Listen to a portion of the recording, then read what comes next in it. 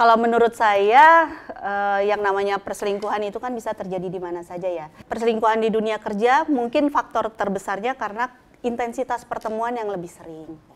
Ya kan, katanya kalau orang Jawa itu witing tresno jalaran soko kulino.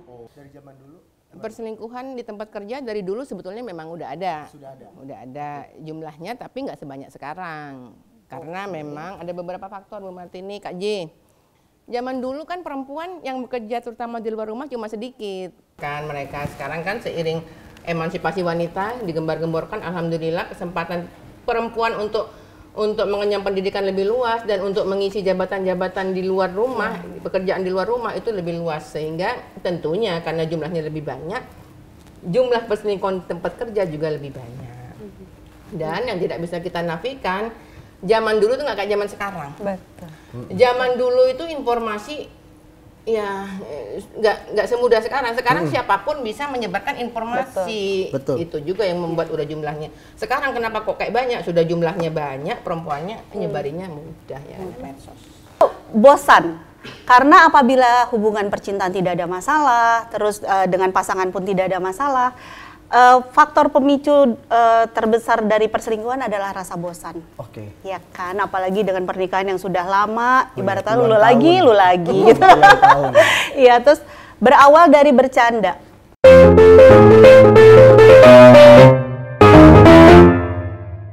Hai Pinusian, selamat datang di Kedai Pinter, satu-satunya program edukasi seksual kerjasama antara Pinusi.com dan Perempuan Sadar Vagina, mengangkat hal-hal tabu menjadi ilmu. Karena selalu ada ilmu di Kedai Pinter. Sebelum masuk ke tema satset-satset, ya satset-satset gitu ya. Hati-hati. Saya mau menyapa dulu nih salah satu dokter saya dari dunia dan akhirat buat saya Amin, ya. Allah, amin. Karena mengingatkan di dunia untuk saya ke akhirat nanti menjadi lebih baik. Amin, ya Amin. Dr. Inge Setio Arianto selaku founder dari Perempuan Sadar Vagina. Sehat, Dok? Alhamdulillah. Alhamdulillah. Aduh, batiknya cakep Kan banget. Bu Martini. Oh iya. Ngomong-ngomong tentang batik nih, ada salah satu duta batik Indonesia dan sosialita dari Jakarta yang memiliki keterampilan mendesain sebagai desainer atau perancang busana dan fashion dengan culture Indonesia, yaitu Ibu Martini Suwarsa. Yeay! Apa kabar? Baik. Kayaknya dipanggil ibu kurang cocok deh, masih terlalu muda. Kakak, asik. Karena cantik kan. Karena cantik Kalau banget. saya kok dipanggil ibu. Kakak dokter kan gak enak, kakak dokter. Bu dokter kan cocok ya. Boleh, Kak boleh. Martini, apa kabar? Siap, baik. Terima kasih sudah diundang di acara yang hebat ini. Sudah bertemu dengan Dokter Inge lagi. Iya, Kebetulan amin. saya adalah anggota Perempuan Sadar Vagina yang sudah lama sekali ikut Volunteer. berjuang. Oh, salah satu volunteernya ikut iya. satset-satset nih. Wah, ikut kalau satset-satset. PSV kemana-mana. Iya. Nggak cuman omon-omon doang. Oh, ikut omon-omon kerja. Panas kok. Jurang ya? Omon kayak saya denger di debat capres kemarin. Oke, kita punya tema nih hari ini. Siap. Kak Martini dan juga Bu Dokter, kita punya tema yang agak-agak menjurus ke pinggir-pinggir jurang nih tadi dibilang. Perselingkuhan di tempat kerja. Apakah menjadi tren di zaman sekarang atau memang sudah dari zaman dulu? Pasti dong, ini marak banget berita-berita di luaran sana tentang seorang profesi. Ya kita nggak mandang profesinya ya Bu Dokter, tapi kan beberapa kali ada berita tentang profesi tersebut yang terjadi perselingkuhan. Karena mungkin ya si cowoknya A, si ceweknya B karena sering ketemu di satu lokasi, di kerjaan yang hampir tiap hari, lama-lama nyaman, lupa sama yang di rumah. Kita kulik ya. Kulik. Oke. Kasih ya. Nih Bu Dokter, Kak Martini dulu nih. Siap. Tamu kita udah jauh-jauh datang menyempatkan diri. Kemarin tuh sempat viral kasus perselingkuhan antara seorang pilot. Bahasa Indonesia. Bahasa Indonesia. Ya, bahasa Indonesia. Pilot dan juga pramugari yang sudah memiliki istri dan anak. Menurut pandangan Kakak Martini mengenai kasus tersebut, seperti apa? Aduh, langsung panas ya. Langsung panas Vibes-nya ya? langsung Ngomongin panas. selingkuh panas ya langsung ya? Kalau menurut saya, yang namanya perselingkuhan itu kan bisa terjadi di mana saja ya. Seperti yang tadi Kak JJ bilang dan nanti kita ulik langsung dari Dokter Inge ya. Perselingkuhan di dunia kerja mungkin faktor terbesarnya karena intensitas pertemuan yang lebih sering. Oh, sering Ya ketemu. kan, katanya kalau orang Jawa itu witing tresno jalaran soko kulino. Oh. Artinya? Artinya karena sering ketemu akhirnya tumbuh cinta. Oh gitu. Padahal yang di rumah mungkin lebih oke ya. Nah, jadi karena kemarin berita penyebaran informasinya lebih cepat dan luas, maka menjadi viral. Tapi ya pasti itu terjadi dimanapun, bisa terjadi dengan segala profesi. Tidak hanya pilot dan pramugari ya. Betul, iya. Bisa juga dokter dan perawat. Oh, nggak ada yang bisa. tahu. Hanya atau- apesnya aja mereka kemarin terbelakang. Menurut dokter nih, apakah perselingkuhan di tempat kerja sudah menjadi tren juga di masa sekarang nih? Atau memang dari dulu tuh udah banyak tuh? Tapi cuman kan karena sosial media nggak ada nih. Dari dulu nih Bu Dokter, ya mungkin pernah ada yang konsultasi dari zaman dulu. Gimana, Perselingkuhan di tempat kerja dari dulu sebetulnya memang udah ada. Sudah ada? Udah ada Oke. jumlahnya, tapi nggak sebanyak sekarang. Karena Oke. memang ada beberapa faktor, Bu Martini, Kak J. Zaman dulu kan perempuan yang bekerja terutama di luar rumah cuma sedikit.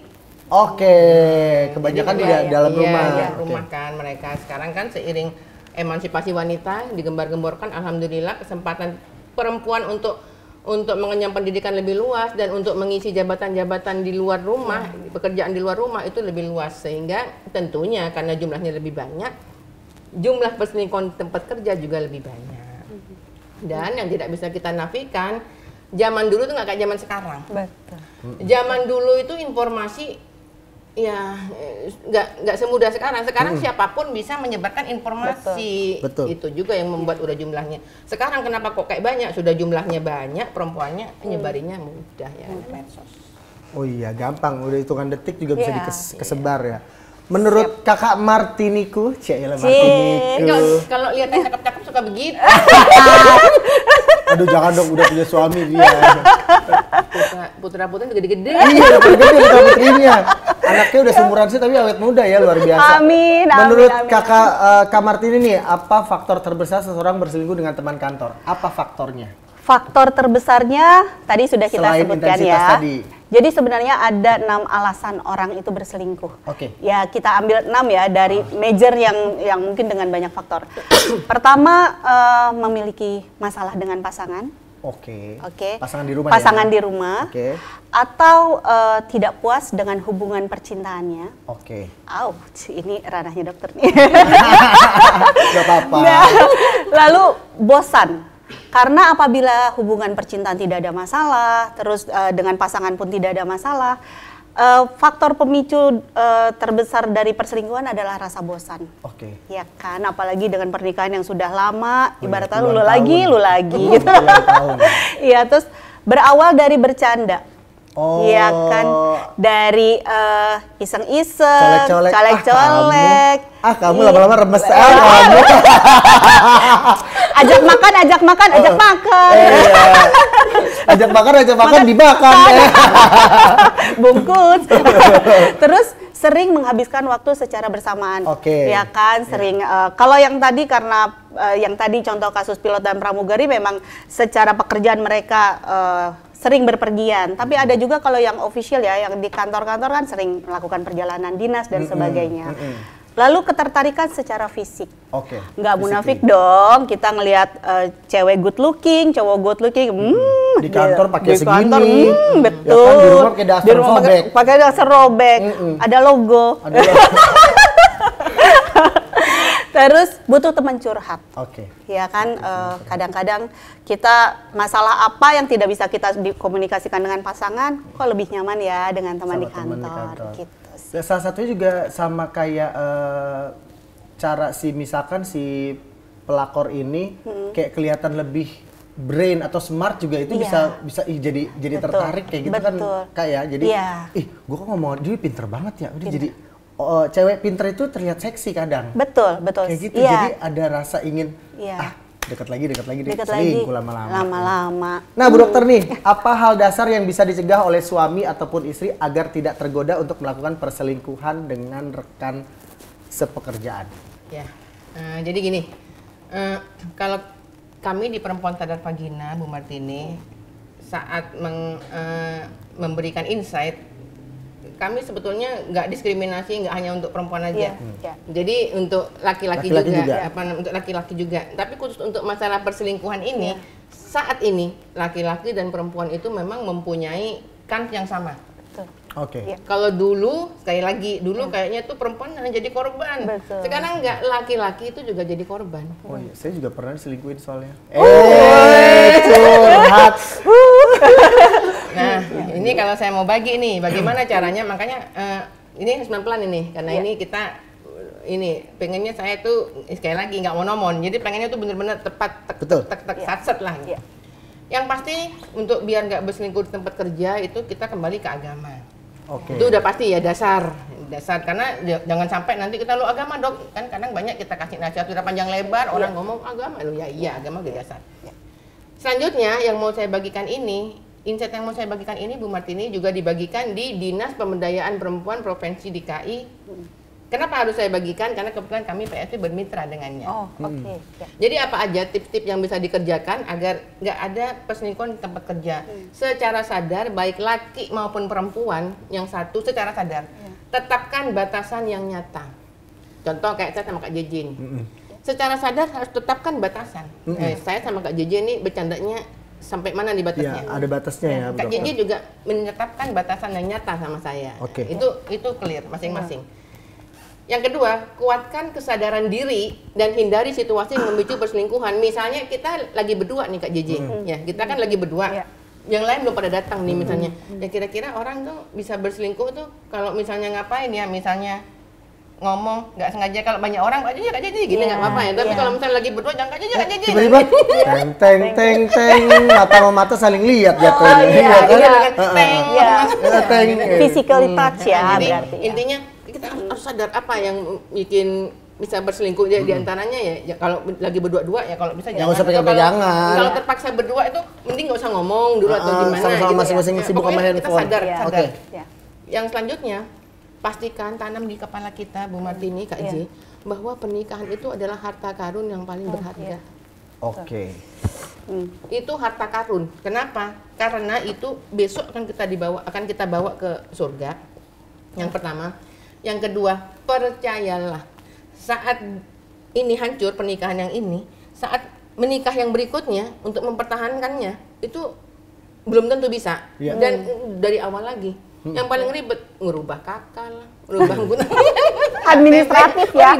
Harta gono gini. Nah, selanjutnya kita bukan psikolog. Kita bukan dokter, nggak usah sok pinter, jangan mau jadi curhatan lawan jenis, apalagi tentang pasangannya, nggak usah dokter, nggak usah sok psikolog, sok jadi pendengar yang baik ya udah nggak usah gitu loh, ya itu kan karena kan gitu tuh kan, jadi psikolog, nggak usah beli masa orang-orang deh ya. Udah. Selanjutnya kita harus sadar bahwa dengan menikah itu berarti kebebasan kita dibatasi. Setuju.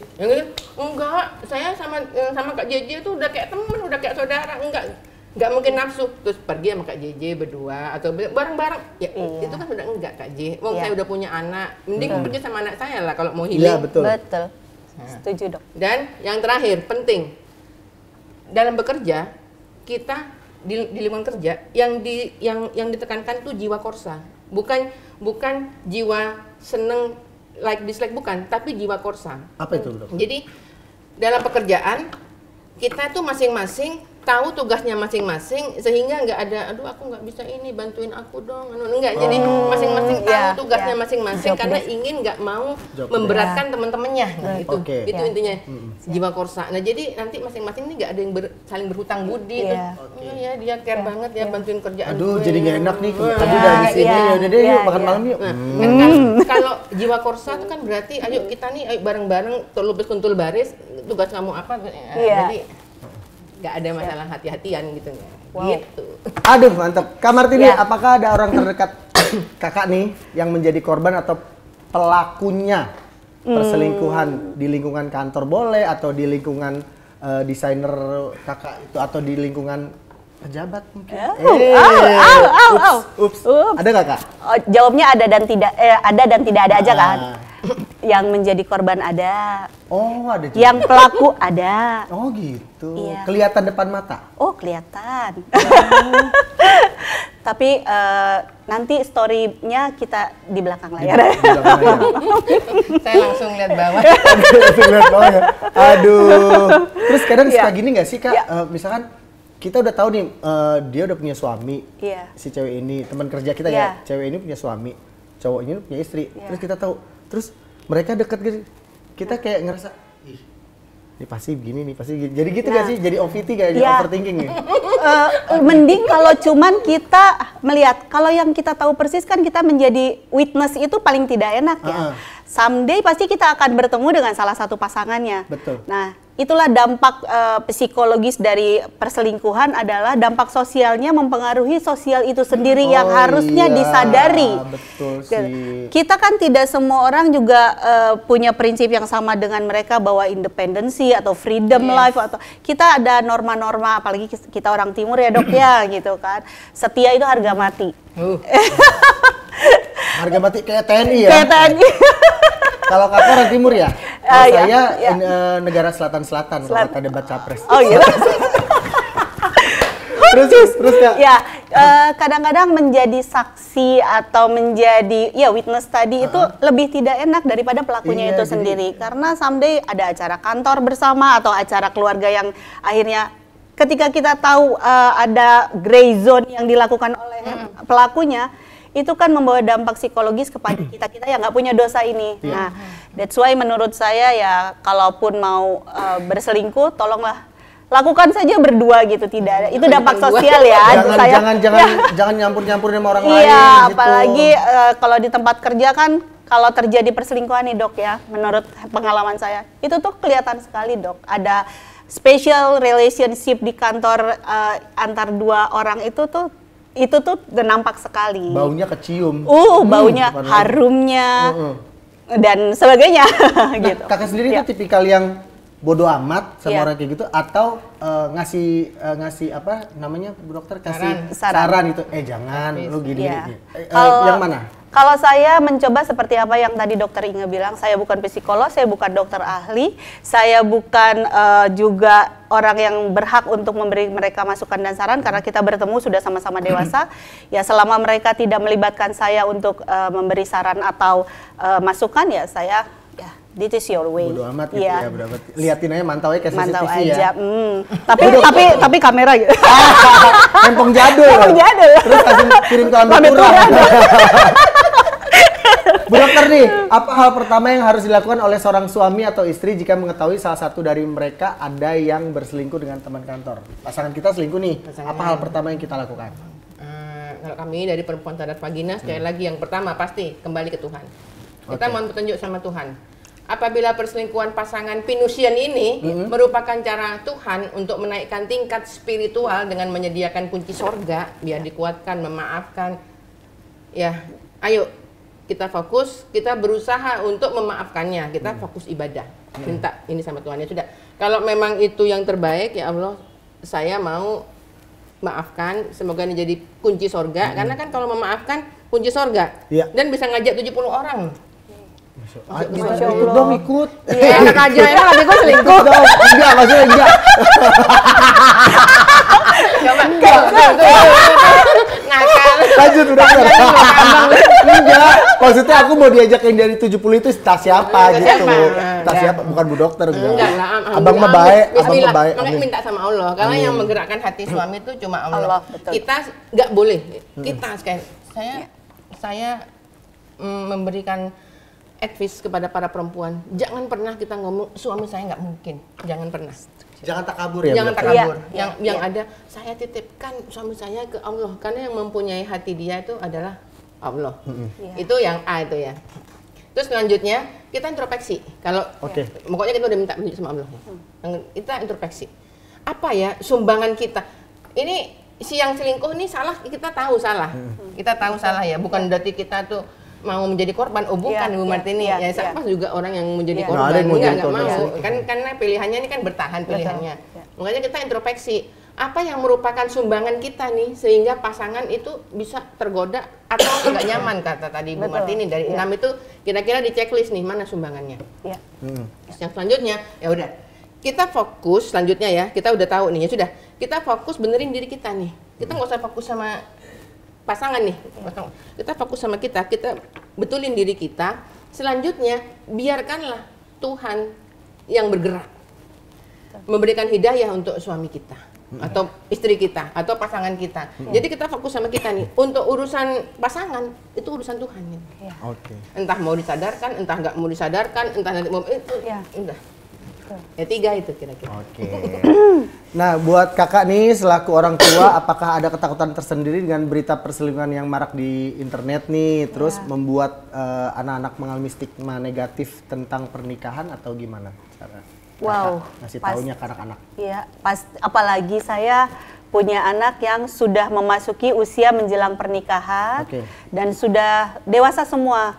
Pasti obrolan saya sekarang dengan anak-anak di rumah, it's all about marriage life kan. Semua, most of gitu. Bagaimana menjadi suami yang baik, bagaimana kelak menjadi istri yang baik. Walau ya banyak belajar juga dari kehidupan pribadi kita. Jadi kadang-kadang pertanyaan anak-anak begini, Kak JJ Dok, buat apa sih mah kita ini menikah kalau nanti pada akhirnya kita akan menyakiti atau mengkhianati pasangan kita? Oh gitu. Iya, karena kan dunia dalam genggaman mereka. Secara kontinu mereka membaca berita perselingkuhan ini almost every day ada perselingkuhan baik dengan segala profesi dan dari segala kalangan kan.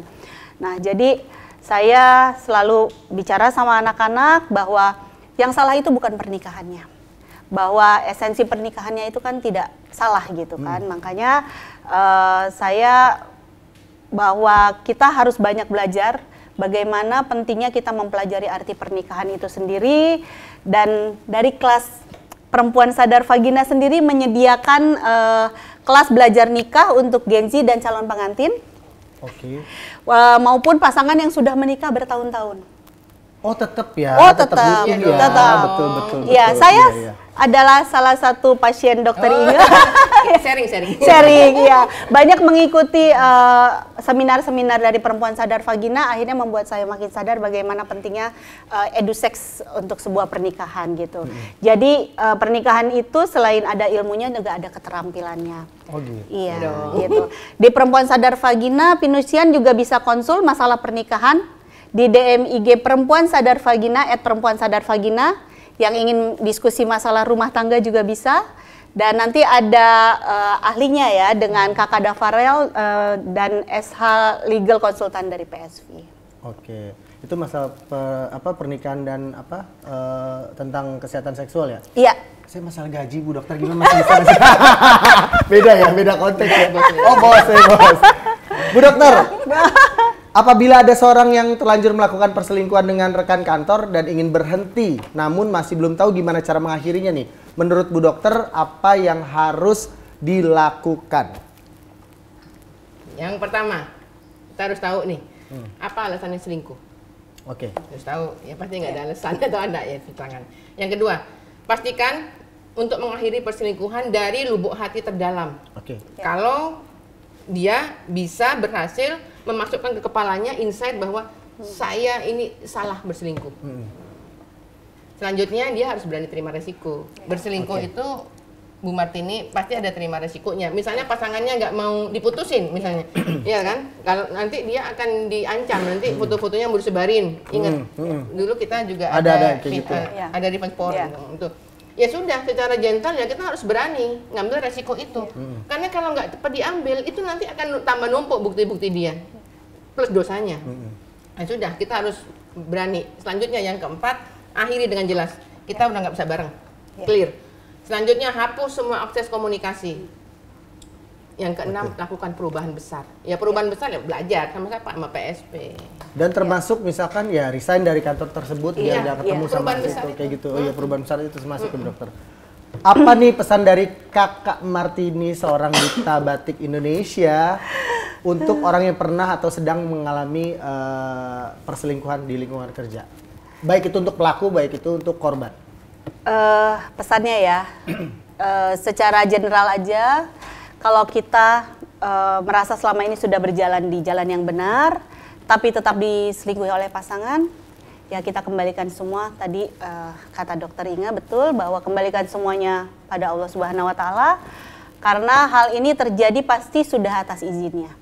Karena kita mendapatkan kunci surga dari pintu memaafkan, dan kalau semampu dan sebisa mungkin serahkan pada Allah dan mempertahankan rumah tangga. Karena di situ ada nasib anak-anak, ada nasib keluarga, perasaan orang sekitar kita, dan jadikan ini wahana kita ibadah.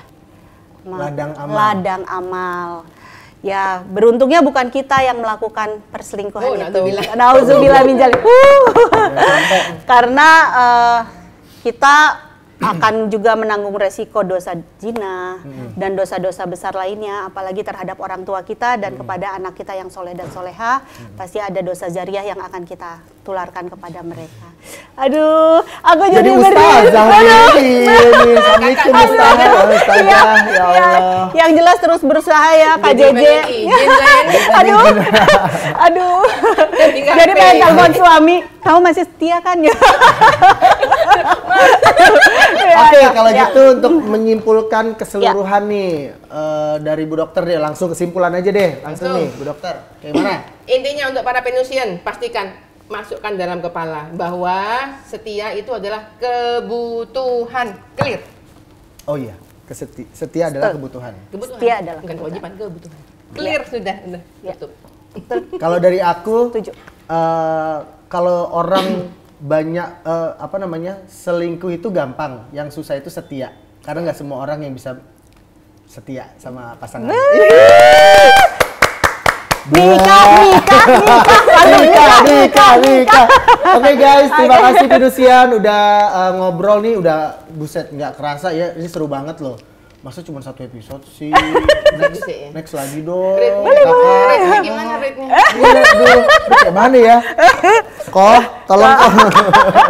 Thank you udah menyaksikan Kedai Pinter. Jangan lupa selalu tonton Kedai Pinter, setiap minggunya akan selalu ada pembahasan menarik tentang kehidupan sehari-hari kita. Baik itu masalah, keviralan, atau apapun itu, selalu saja bisa kita kupas di Kedai Pinter bersama Pinusi.com dan juga Perempuan Sadar Vagina. Terima kasih. Wassalamualaikum warahmatullahi wabarakatuh. Bye-bye. Kapan nih kita main lagi Bu Martini? Siap. Iya ya.